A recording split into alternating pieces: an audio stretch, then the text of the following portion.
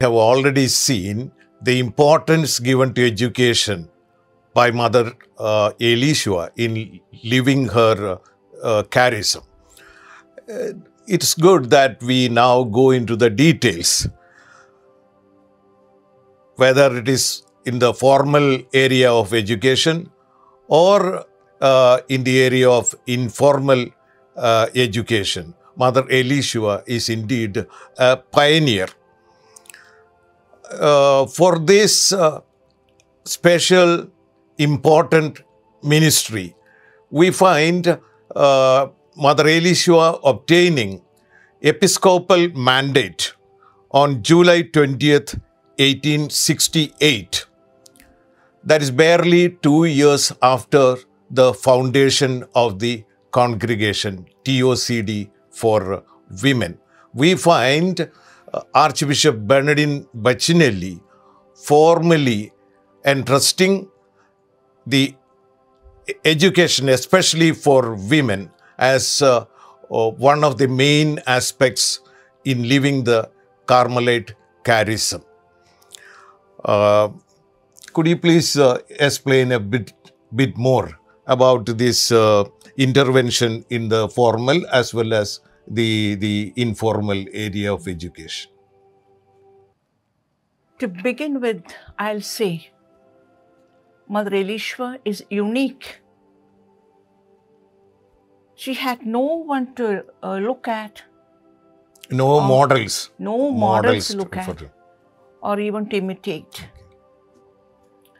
But then regarding her, she was very devout and her faith was so deep, and she had special devotion to Mother Mary.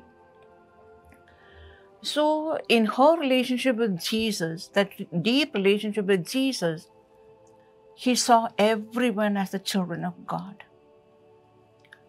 So in every way, she wanted to improve their lifestyle, not only physical, not only material, intellectual, in every way, in spiritual, especially in spiritual way.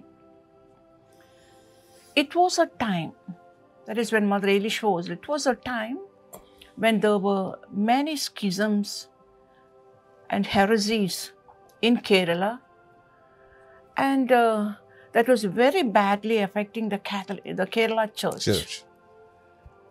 So then what Mother Eliswa thought was, if the women are educated, she can prevent the people from that there's falling down to this from the Catholic, falling away from the Catholic faith. She also thought that if women are educated, families can be saved. So this thought made her to give informal education to the neighboring people. And she also, her vision or her feeling was that is from the scriptures, she has learned that what Jesus said, I came to serve and not to be served. So she has taken that to her heart. And she was finding out ways and means how to serve others, and she never wanted to be served. So as I told you, they started informal education in the convent premises. Even when she was at home also she has started this with the tenants. And then she was teaching them the catechism, many things she was teaching them. And after that, as you said now, Bishop Bernardine Bacinelli gave them in writing a document to start a formal education, start a school for formal education. And this was in 1868, on July 20th. And Mother Eliswa's sister, Mother Teresa, was the first headmistress. And She is the first headmistress of the convent school even, in the whole of Kerala. So day by day, the children were increasing. So Mother Elisha was finding out new ways how to bring more children. That is, how she can educate more and more children. Not only children, the ladies also. So she started a boarding house so that from distant places also, the girls can come and stay in the boarding house and they can get the formal education. She was not at all satisfied with that. Then her thought went far and wide, and she said, there are many orphans, many poor people, many ladies, many women, widows. So all of them should be brought to the convent and given the education. And if we got to say something, that the first classroom was a room in the convent. So she saw the importance of education, and even she was ready to leave away. That is, when one room is given for the classroom, they had to, there was inconvenience for them. But she was ready to accept that and started the classes there, irrespective of age. Because it was just starting the school, no age limit was kept that time.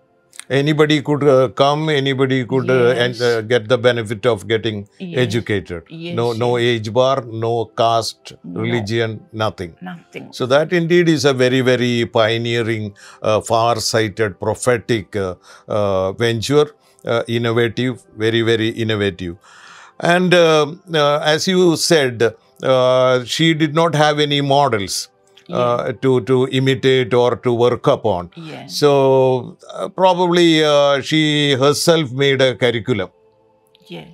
So could you please say something about what were the topics taught in the school, and how was it taught? So before that, I'll say how the orphanage was started. So the orphanage was started, the widows and all, as you said, everyone came and stayed there, or from outside also, local people used to come there. And Teresa was very talented. Mother Teresa was very talented. She knew how to stitch, how to put this embroidery work, paper craft. She knew all these things. And she learned that many of the things, not many, something. She learned from another woman from Hudkuchan. And she was invited by Father Leopold. And she was teaching them the embroidery work and how to stitch the habit and some paper crafts. So about that, Mother Teresa was very talented in other way of, that is in cooking, in making laces, such things. She was she knew it very well. And in the school, apart from the curriculum, that is the syllabus, they had some practical works. Practical in the sense they were cooking. And first of all, it was prayer, catechism, and meditation. The children were given a particular time to meditate, learn catechism, then meditate upon that. So, in that way, they were able to, Mother Eliswa and Mother Teresa, both of them, were able to help the people to grow in their spirituality. And above all, she also taught them, the embroidery, and very specially how to make rosaries, how to make stitching the scapulars. Then in the syllabus, she has included mathematics, science subjects, then almost all the subjects, it was included there. Apart from that only, these things were included, cooking. And now if you go to Kunama, you can see that as the people has learned this rosary making, scapular stitching and all, it has become just like a cottage industry. But gradually, now if you go there, not only in Kunama, in the premises of Arapura and all, you can see it has become a large-scale business. This rosary making, scapular making and all has become a large-scale business. Yeah, so the Kunama is known as the rosary capital of Kerala or that of India. Rosaries made there find a way all over the world now. Yes. So I think this is conceived by Mother Eliswa as a way of empowering women financially, isn't it? Yeah. And also that way the family itself is empowered. So it was a very scientific mix of subjects. Yes. So every student ultimately becomes an empowered homemaker. Yeah. So, I mean, what a prophetic way of doing things.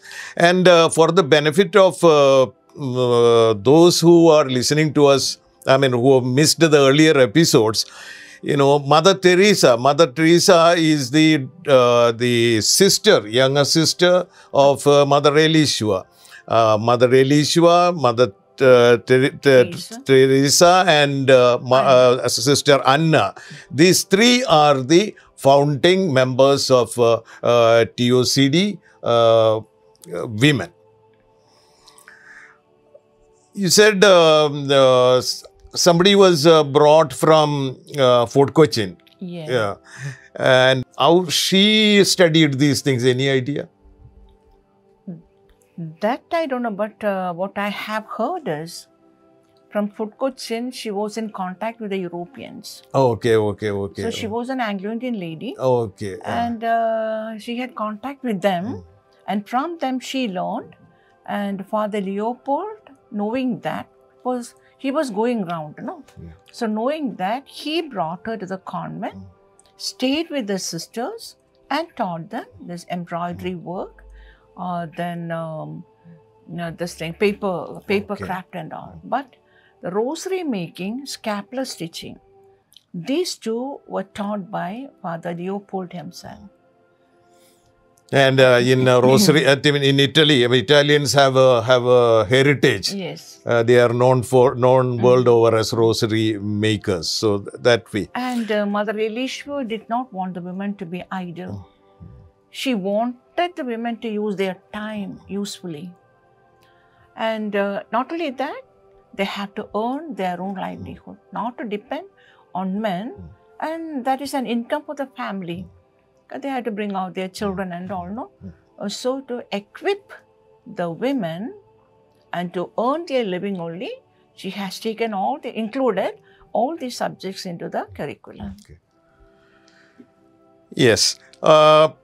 This is an interesting innovation that Mother Eliswa did in empowering women and empowering the family. This is a special reference to Kerala because Kerala is now known world over for its women empowerment initiatives, especially through Kudumbashree. So, in a way, we can say the idea and the actuality of women empowerment began, even this Kudumbashree way of empowerment began with Mother Eliswa. Yeah. Then after leaving Kunama in 1890, the foundress and her companions, the Latin sisters, I'll say, they had to leave Kunama. Then they came to Varapura. After a short interval, they came to 3 months interval, they came to Varapura. But then coming to Varapura also, there was a new beginning. And she wanted to start the school there also. And we were financially, they were in a poor condition because they had to leave everything in Kunamau, whatever they had. Though they had a lot of property, and they had to leave everything. And then only came to Varapura. And there also, she started the school in the, adjacent to the convent. A small shed, we cannot call it a building, a small shed was made, that is in 1890, came there, 91 started the school, formal school, she started there. And immediately she started the boarding school also.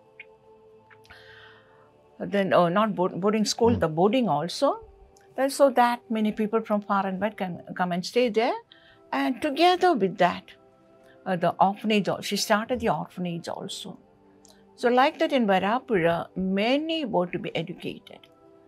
And what I have seen is, even I had a chance to teach in the Varapura school, St. Joseph's School, that is in the 70s. When even at that time also, what happened is, the women were educated and they have gone out. That is, they were taken in marriage from the city people or town areas. But the men folk were not educated until they had a school. The fathers started a school. So the women were empowered, women were educated, and they were able to do many, many great things outside. Because Varapura was only a small island, no? So they were able to do many things outside, and vocations also. Now, when I say this, I have to say that because of the boarding, because of the orphanage, what happened is, the vocation increased for our congregation. After coming to Varapura, the vocation increased. And 1890, we came to Varapura. In 1892, 6 candidates joined the convent. They were from the boarding as well as the orphanage. And every year, this number increased. So that was a very good impact, that is increasing the vocation. And maybe that when the women folk were educated, they were able to read and understand what is the correct faith and what is the wrong thing. Because I told you that there were schisms, no? So they were able to scrutinize what is good, what is right and what is wrong. And so the faith of the family, the Catholic faith also got strengthened because of this women empowerment.